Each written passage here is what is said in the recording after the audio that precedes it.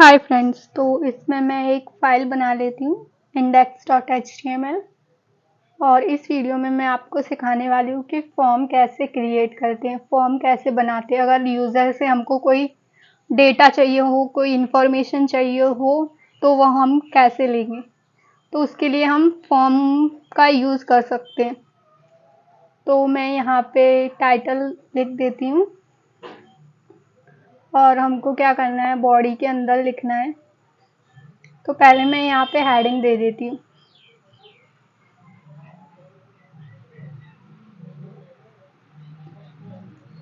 ठीक है, फॉर्म्स।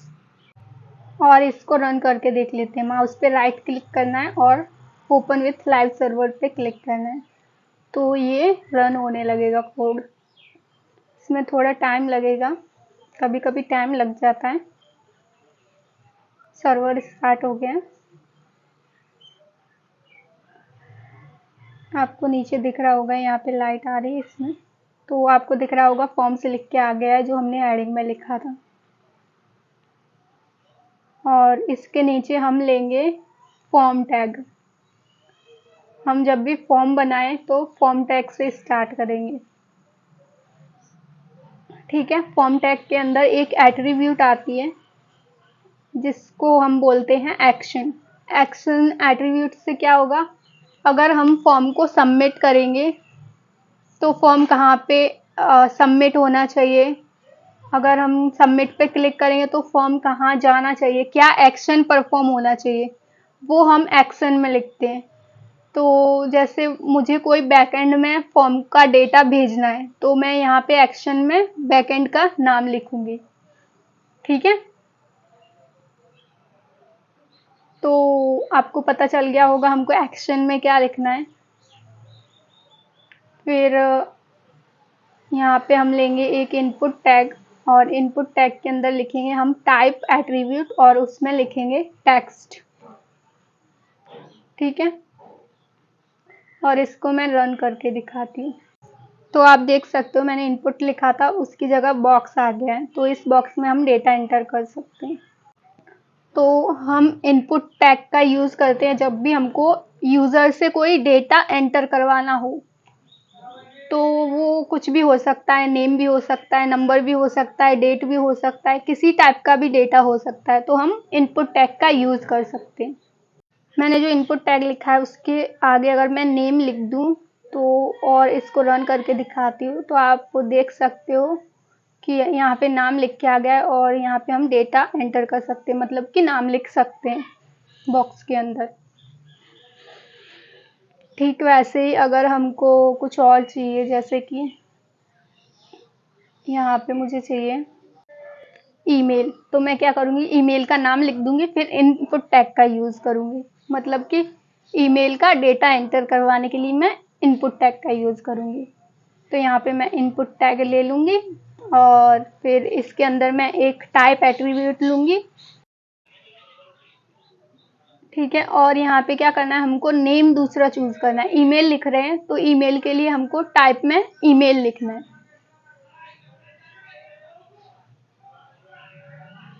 अब मैं आपको रन करके दिखाती हूँ।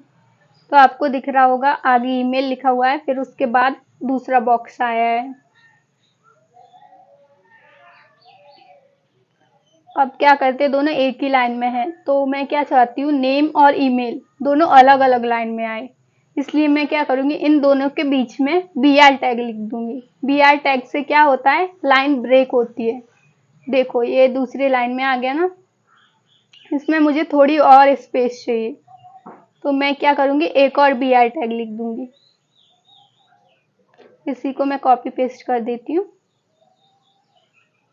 यहीं पे मैं एक और BR टैग लिख दूंगी, तो थोड़ी ज़्यादा स्पेस हो जाएगी बीच में। इसको हम ये स्पेस में दे रही हूँ BR टैग करके, आप डिव का यूज़ करके भी दे सकते हो। आप डिव के अंदर भी इनपुट टैग लिख के ऐसे लाइन ब्रेक कर सकते हो। तो मैं BR टैग आपको सजेस्ट नहीं करूँगी, आप जब भी फॉर्म बनाओ तो डिव का यूज़ करके बनाना। और अब मैं आपको बताती हूँ कि हम यूज़र से डेट कैसे एंटर करवा सकते हैं अपने फॉर्म में। तो इसके लिए आपको एक इनपुट टैग लेना है और टाइप में आपको नेम देना है डेट। ठीक है। और इनपुट टैग के आगे लिख देंगे हम डेट, ताकि यूज़र को पता चल जाए कि किस चीज़ के लिए हमको डेट एंटर करवानी है। तो जैसे मुझे जॉइनिंग डेट चाहिए किसी यूज़र की, कोई क्लास भी हो सकता है, कोई कंपनी के लिए भी आप फॉर्म बना सकते हो, तो उसके अकॉर्डिंग आप लेबल का नाम लिख सकते हो। लेबल किसको बोलते हैं, जैसे कि हमने नेम, ईमेल, जॉइनिंग डेट ये सब लिखा हुआ है ना, इसको लेबल बोलते हैं। तो आप क्या डेटा एंटर करवाना चाहते हो उसके अकॉर्डिंग आप लेबल का नाम लिख सकते हो, और उसके अकॉर्डिंग आपको टाइप एट्रीब्यूट यूज़ करनी है। तो इसमें आप देख सकते हो यहाँ पे मैं डेटा भी एंटर कर सकती हूँ, डेट भी डाल सकती हूँ, नाम भी लिख सकती हूँ। और अब हमको चाहिए यूज़र का कॉन्टैक्ट नंबर, फ़ोन नंबर। तो उसके लिए हम कौन सी एट्रीब्यूट यूज़ करेंगे इनपुट में। तो पहले तो हम कॉन्टैक्ट जो लेबल होता है वो लिख देंगे, कॉन्टैक्ट नंबर, फ़ोन नंबर, आपको जो भी लिखना हो वो लिख देना। फिर उसके नीचे हम इनपुट टैग लेंगे, और इनपुट टैग के अंदर जो टाइप एट्रीब्यूट है, टाइप के अंदर हम क्या नेम लिखेंगे, नंबर। ठीक है। तो यहाँ पे हमको टाइप के अंदर नंबर लिखना है। तो क्या होगा, इससे यूज़र सिर्फ नंबर एंटर कर पाएगा, और ABCD अगर वो एंटर करेगा तो नहीं होगी। और यहाँ पे आपको एरोज भी दिख रहे होंगे, इससे भी आप डायरेक्ट नंबर ऐड कर सकते हो। ये दूसरी लाइन में नहीं आया है, तो इसके बीच में मुझे BR टैग यूज़ करनी पड़ेगी। आप डिव के अंदर लिखना, ठीक है। ये जो स्पेस मैं दे रही हूँ BR टैग यूज़ करके, वो मैं CSS यूज़ करके भी दे सकती हूँ, मार्जिन और पैडिंग का यूज़ करके, लेकिन अभी मैंने आपको CSS नहीं सिखाया, इसलिए मैं BR टैग का यूज़ कर रही हूँ, पर आप लोग डिव का यूज़ कर लेना। ये हमारा HTML का लास्ट वीडियो है। इस वीडियो के बाद हम CSS का जो कोर्स है वो स्टार्ट कर देंगे, तो फिर आपको ज़्यादा प्रॉब्लम नहीं आएगी। ठीक है। मैंने BR टैग लिख दिए, और इस टैग के नीचे मैं लेती हूँ मुझे चेक बॉक्स चाहिए, मुझे किसी की एलिजिबिलिटी लिखनी है। जैसे कि अगर आप 80 ईयर अबो हो तो ही कंपनी को ज्वाइन कर सकते हो। तो कुछ क्राइटेरिया होता है ना जिसमें हमको टिक मार्क करना हो, तो उसके लिए हम क्या करेंगे, चेक बॉक्स का यूज़ करेंगे। तो पहले मैं यहाँ पे लेबल का नाम लिख देती हूँ, जैसे कि मैंने लिख दिया एलिजिबिलिटी, और फिर मैं यहाँ पे इनपुट टैग लूँगी, और मैं यहाँ पे टाइप एट्रीब्यूट लूँगी, और टाइप के अंदर मैं लिखूँगी चेक बॉक्स। तो मुझे यहाँ पे चेक बॉक्स चाहिए, टिक मार्क करना है, तो मैं यहाँ पे टाइप के अंदर चेक बॉक्स लिखूँगी, और मैं आपको ये रन करके दिखाती हूँ। तो अब आप देख सकते हो यहाँ पे आप टिक मार्क कर सकते हो। ठीक है। तो अगर आपको वो पहले से ही टिक रखना है कि यूज़र को टिक ना करना पड़े, तो यहाँ पे आप चेक्ड भी लिख सकते हो। तो चेक्ड लिखोगे तो क्या होगा, वो पहले से ही टिक होके आएगा, आपको दिख रहा होगा। मैंने हटा दिया, अभी फिर से कर दिया। ठीक है। इतना आपको समझ में आ गया होगा। और फ्रेंड्स, अभी तक आपने मेरे यूट्यूब चैनल को सब्सक्राइब नहीं किया है तो सब्सक्राइब कर देना, और बेल आइकन भी प्रेस कर देना।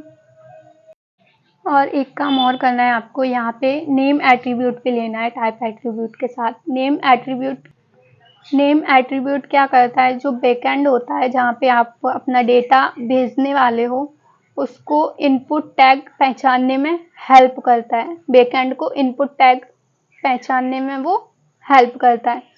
तो हमको बैकएंड को बताना पड़ता है कि ये जो इनपुट टैग है इसका डेटा आपको इसमें एंटर करवाना है, फिर जो दूसरी इनपुट टैग है उसका डेटा आपको इसमें एंटर करवाना है। जैसे कि मैंने माय नेम लिखा है, और ईमेल के लिए मैंने माय ईमेल लिखा है। तो हमको क्या करना होता है, बैकएंड को बताना पड़ता है। तो हमको हर एक इनपुट टैग को एक नाम दे देना है। और फ्रेंड्स, अभी तक आपने वेब डेवलपमेंट की जो प्लेलिस्ट है उसको सेव नहीं किया है तो उसको सेव कर लेना। उसको कैसे सेव करना है वो मैं आपको बता देती हूँ। उसके लिए आपको जाना है मेरे यूट्यूब चैनल, प्लेलिस्ट का ऑप्शन दिख रहा होगा, उस पर क्लिक करना है बीच में। तो यहाँ पे आपको कई सारी प्लेलिस्ट देखने को मिल जाएगी। आपको नीचे दिख रही होगी वेब डेवलपमेंट फुल कोर्स की प्लेलिस्ट, आप उस पर क्लिक करोगे तो उसमें आपको वेब डेवलपमेंट रिलेटेड सारे वीडियोस एक ही जगह पे मिल जाएंगे। मैंने काफ़ी सारे वीडियोस डाल दिए हैं। हमारा HTML जो कोर्स है वो कंप्लीट हो गया है, तो यहाँ पे आपको HTML के सारे वीडियोस मिल जाएंगे। इसको सेव करने के लिए आपको प्लस के साइन पे क्लिक करना है, फिर नीचे आपको लाइब्रेरी का ऑप्शन है, उस पर आप क्लिक करोगे और थोड़ा रिफ्रेश करोगे तो यहाँ पे आपको प्लेलिस्ट दिख रही होगी, ये सेव हो गई है। तो यहाँ से आप सारे वीडियोस एक साथ देख सकते हो। तो मैं क्या करती हूँ, यहाँ पे मैंने जितने भी इनपुट टैग लिए हुए हैं उनके अंदर नेम एट्रीब्यूट दे देती हूँ और उसका नाम भी दे देती हूँ। ठीक है, तो सबको अलग अलग नाम देना है, सेम नाम आप नहीं दे सकते।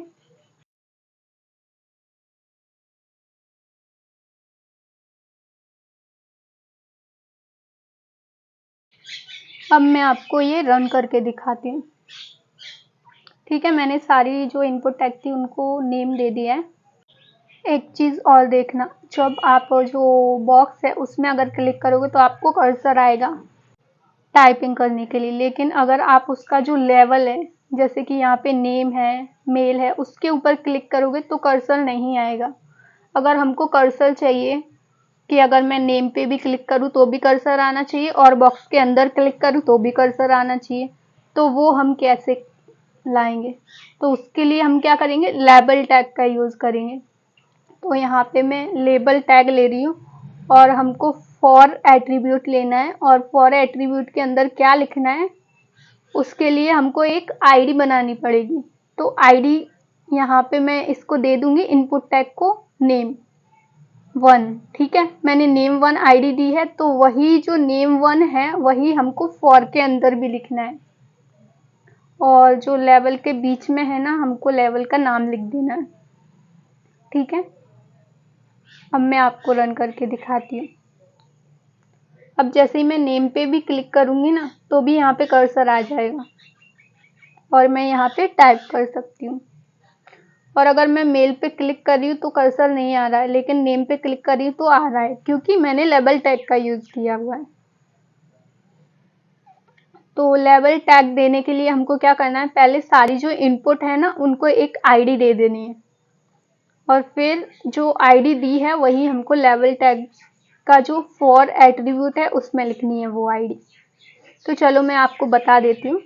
सब में लेबल टैग देखें, यहाँ पे मैंने लेबल टैग ले लिया है और यहाँ पे मैं फॉर में जो लिखा था उसको चेंज कर देती हूँ। यहाँ पे मुझे दूसरी आईडी देनी पड़ेगी, तो यहाँ पे मैं मेल 1 कर देती हूँ, और यहाँ पे मैं जो इनपुट टैग थी उसके अंदर एक आईडी दे देती हूँ। तो जो हम आईडी के अंदर लिखते हैं वही हमको फॉर के अंदर लिखना है। लेबल जो टैग है वहाँ पे हमने फॉर लिया हुआ है ना, उसके अंदर। ठीक है, और यहाँ पे मैं जो लेवल का नाम है वो भी चेंज कर दे रही हूँ सब में, और जो 4 है वो भी सब में अलग अलग होना चाहिए आईडी के अकॉर्डिंग। ठीक है, और सबकी आईडी भी अलग अलग होनी चाहिए। तो जो हम आईडी में लिखेंगे वो हमको फॉर में भी लिखना है। तो आपको समझ में आ गया होगा कि हमको लेवल कैसे देना है। तो मैं यहाँ पे मैंने जितनी भी इनपुट टैग ली हुई हैं मैं सबको लेबल दे ले रही हूँ। और फ्रेंड्स, अगर आपको कोई वीडियो में डाउट हो, आपको कुछ समझ में ना आए, तो आप मुझे कमेंट सेक्शन में पूछ सकते हो।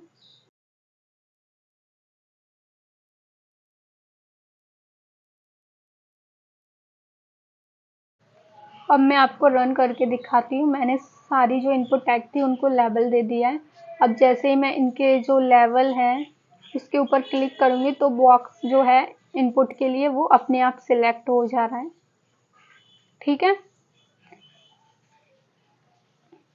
अब मैं आपको आगे के टैग भी बता देती हूँ। 2-3 टैग जो हैं वो और बचे हुए हैं, और अब मैं यूज़ करूँगी रेडियो बटन का। अगर हमको मेल या फीमेल में से कोई एक सिलेक्ट करनी हो तो हम रेडियो बटन का यूज़ कर सकते हैं। आपने देखा होगा जब आप एग्ज़ाम देने जाते हो तो आपको OMR सीट मिलती है, तो उसमें भी आपको जो सर्कल फिल करना होता है कुछ उस टाइप का मैं आपको ये बताने वाली हूँ। तो यहाँ पे मैंने लेवल ले लिया है। यहाँ पे मुझे जेंडर के लिए लेना है। ठीक है, और जेंडर के अंदर मुझे लिखना है मेल और फीमेल, दोनों में से कोई एक सिलेक्ट करना है। तो यहाँ पे मैंने मेल के लिए एक लेबल लिया, फिर मैंने इनपुट लिया, उसके अंदर मैंने टाइप में लिखा है चेक बॉक्स, और यहाँ पे मुझे एक नाम दे देना है। आपको पता होगा कि बैकएंड को बताने के लिए हमको एक नाम देना पड़ता है सारी इनपुट टैग को। और यहाँ पे मैं एक आईडी ले रही हूँ, जो कि मुझे लेबल में भी वही आईडी लिखनी है। फॉर के अंदर मेल मैंने लिखा है, ठीक है। इसी को मैं नीचे कॉपी पेस्ट कर देती हूँ, और मैं क्या करूँगी, यहाँ पे मेल की जगह क्या कर दूँगी, फीमेल। फॉर में मैंने फीमेल कर दिया है, तो आईडी में भी मुझे फीमेल करना पड़ेगा, और ये लेबल जो है उसमें भी फीमेल कर दिया है, ठीक है। तो एक बात और याद रखनी है आपको, कि आप जो नेम यूज़ करते हो जब आप रेडियो बटन लेते हो, तो आपको नेम सेम ही रखना है। वैसे आपको किसी में सेम नाम नहीं रखना, लेकिन जब आप रेडियो बटन का यूज़ करते हो तो आपको सेम नाम रखना है, ताकि कोई भी एक ही रेडियो बटन सिलेक्ट हो। अगर आप सेम नाम नहीं रखोगे तो दोनों रेडियो बटन सिलेक्ट हो जाएंगे। मैं आपको रन करके दिखाती हूँ, ठीक है, कि मैंने सेम नाम क्यों दिया है, सेम नाम देने का फ़ायदा क्या है। तो आप देख सकते हो, मैंने मेल पे क्लिक किया तो फीमेल मेल दोनों सिलेक्ट हो गए ना। देखो, ये भी सिलेक्ट हो रहा है, ये भी सिलेक्ट हो रहा है, पर मुझे क्या चाहिए, एक ही चाहिए, एक ही सिलेक्ट होना चाहिए। यहाँ पे मैंने गलती कर दी है। टाइप में हमको चेक बॉक्स नहीं लेना था, टाइप में रेडियो बटन लेना था, इसलिए वो दोनों सिलेक्ट हो रहे हैं, ठीक है। अभी मैं यहाँ पे चेंज कर देती हूँ, यहाँ पे रेडियो लिख देती हूँ। अब मैं आपको रन करके दिखाती हूँ, ठीक है। नाम हमको सेम ही रखना है दोनों में। देखो, अब आप देख सकते हो कि कोई भी एक ही सिलेक्ट हो रहा है। मैं दूसरे को सिलेक्ट करती हूँ तो दूसरा अपने आप अनसिलेक्ट हो जाता है। और अगर मैं यहाँ पे दोनों को अलग अलग नाम दूंगी तो देखो आप क्या होगा। देखो, मेल भी सिलेक्ट हो गया, फीमेल भी सिलेक्ट हो गया। इसलिए आपको अलग अलग नाम नहीं देना है। जब भी आप रेडियो का यूज़ करो, आपको नाम सेम ही देना है। अगर आप चाहते हो कि कोई भी एक ही ऑप्शन सिलेक्ट हो तो आप सेम नाम यूज़ करना, ठीक है। अब इसके नीचे आपको मैं बताती हूँ सबमिट बटन का, कि जब आप डेटा एंटर कर दो तो उसको सबमिट भी करवाना पड़ेगा ना, उसके लिए हमको बटन्स चाहिए होंगे। तो यहाँ पे मैं इनपुट टैग लूँगी, और इनपुट टैग के अंदर जो टाइप एट्रीब्यूट है उसमें मैं लिखूँगी सबमिट, ठीक है। और यहाँ पे हमको देनी है वैल्यू। वैल्यू में क्या लिखना है, आप जो भी बटन के ऊपर लिखा हुआ दिखाना चाहते हो वो लिखना है वैल्यू में। जैसे कि मैंने यहाँ पे लिखा सबमिट नाउ, ठीक है। तो जैसे मैंने इसको रन किया तो आप देख सकते हैं यहाँ पे एक बटन आ गया, उसके ऊपर लिखा है सबमिट नाउ। इसके बीच में मैं BR टैग डाल देती हूँ ताकि ये दूसरी लाइन में आ जाए, ठीक है। तो वैल्यू के अंदर आपको वो लिखना है जो आप बटन के ऊपर लिखा हुआ दिखाना चाहते हो। तो आप देख सकते हो ये बटन आ गया। तो जैसे ही मैं डेटा एंटर करके सबमिट पे क्लिक करूँगी तो अपना डेटा सबमिट हो जाएगा बैक एंड में।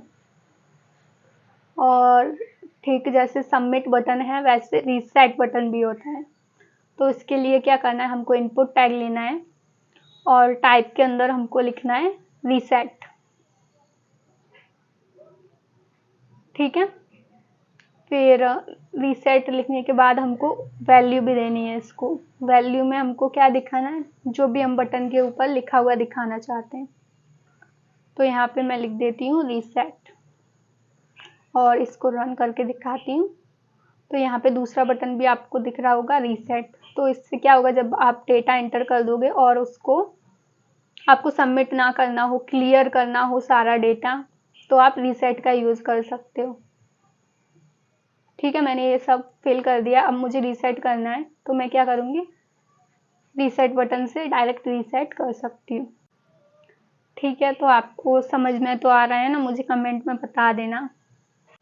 ये वीडियो थोड़ा लंबा हो गया है आई नो, लेकिन मैंने इस वीडियो में सारे टॉपिक्स कवर कर लिए हैं जो भी फॉर्म से रिलेटेड हैं। अब मैं आपको बताती हूँ कि हमको फॉर्म के अंदर टेक्स्ट एरिया कैसे डालना है। अगर हमको कोई टेक्स्ट लिखवानी हो यूज़र से, तो उसके लिए हम टेक्स्ट एरिया का यूज़ कर सकते हैं। तो उसके लिए आपको क्या करना है, टेक्स्ट एरिया टैग लेना है, फिर जो नेम होगा उसके अंदर लिखना है माई टेक्स्ट। आप कुछ भी नेम दे सकते हो, ठीक है, सेम नाम नहीं दे सकते पर हर एक चीज़ को। हाँ, सिर्फ रेडियो में आप सेम नाम दे सकते हो। और यहाँ पे टेक्स्ट एरिया के अंदर हमको लेना है कॉल्स मतलब कॉलम्स, कितने कॉलम्स चाहिए आपको, फिर रोज, कितनी रोज चाहिए, ठीक है।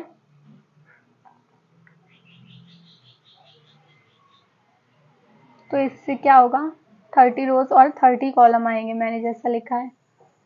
तो ये आपको दिख रहा होगा काफ़ी लंबा हो गया है, पर कोई बात नहीं, आप इसको एडजस्ट भी कर सकते हो। इसको पहले तो मैं इसको ब्रेक कर देती हूँ, इनपुट टैग जो है उनको, ठीक है। सबमिट बटन नीचे चलेगा, तो ये जो कॉर्नर है यहाँ से आप इसको एडजस्ट भी कर सकते हो जितना आपको चाहिए वैसे। और इसके अंदर मैं आपको टेक्स्ट लिख के भी दिखा देती हूँ, ठीक है। इसमें आप कुछ भी लिख सकते हो टेक्स्ट में। और अगर आपको वहाँ से एडजस्ट ना करना हो तो आप डायरेक्ट यहाँ से इसके जो रोज और कॉलम्स हमने दिए थे वो भी चेंज कर सकते हो। तो अगर कम रोज और कॉलम्स लिखोगे तो छोटा बॉक्स आएगा। और यहाँ पे आप एक चीज़ और यूज़ कर सकते हो, place holder attribute. Place holder के अंदर आप जो भी लिखोगे वो आपको यहाँ पे टेक्स्ट एरिया होगा उसके अंदर देखने को मिल जाएगा। जैसे मैंने यहाँ पे लिखा टाइप हियर, तो वो दिख रहा था आपको, अभी चला गया जैसे ही मैंने टाइपिंग स्टार्ट की, तो ठीक है। तो अगर आपको टेक्स्ट बॉक्स में कुछ लिखा हुआ दिखाना है यूज़र को कि उस टेक्स्ट बॉक्स में क्या टाइप करना है, तो वो आप प्लेस होल्डर के अंदर लिख सकते हो। और यहाँ पे एक चीज़ और बची है, वो भी मैं आपको बता देती हूँ। तो यहाँ पे मैं एक लेबल टैग ले लेती हूँ, ठीक है। और अब मैं आपको बताऊंगी कि हम फॉर्म के अंदर लिस्ट कैसे बना सकते हैं। लिस्ट में से हमको कुछ सिलेक्ट करना हो तो वो हम कैसे बना सकते हैं, ठीक है। तो उसके लिए मैंने यहाँ पे पहले लेबल टैग ले लिया है और यहाँ पे मैं आईडी दे देती हूँ। जैसे मुझे मोबाइल की एक लिस्ट बनानी है, मतलब आप कौन सा फ़ोन यूज़ करते हो वो आपको सिलेक्ट करना है। तो मैं क्या करूँगी, जो सिलेक्ट टैग होता है उसका यूज़ करूँगी, ठीक है। तो यहाँ पे मैंने लेवल ले लिया है और उसके अंदर मैंने आईडी भी दे दी है और जो लेवल का नाम होता है वो भी दे दिया है, मोबाइल यू यूज़, वो आपको सिलेक्ट करना है। तो मैं यहाँ पे सिलेक्ट टैग ले लूँगी और उसके अंदर मैं लूँगी ऑप्शन टैग। पर उससे पहले मैं सिलेक्ट टैग के अंदर नाम दे देती हूँ मोबाइल, ठीक है। और इसको एक आईडी भी दे देती हूँ, जो कि मैंने लेवल में लिखा है मोबाइल। तो आईडी में जो भी हम लिखते हैं वो हमको फॉर में भी लिखना होता है,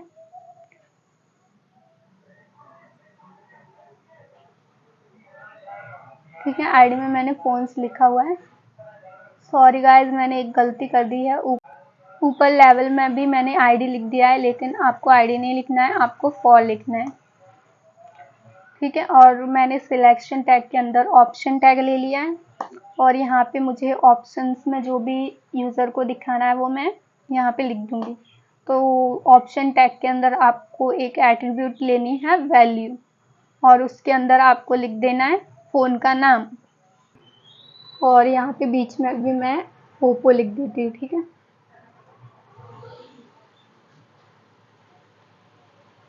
अब मैं इसी को कॉपी पेस्ट कर दे रही हूँ और मैं क्या करूँगी, वैल्यू जो दी है मैंने वो चेंज कर दूँगी, और जो बीच में मैंने लिखा है नेम वो भी चेंज कर दूँगी, वीवो। फिर यहाँ पे कुछ और लिख देती हूँ, रियलमी लिख देती हूँ। और जो वैल्यू में मैंने ओप्पो लिखा हुआ है वो भी चेंज कर देती हूँ।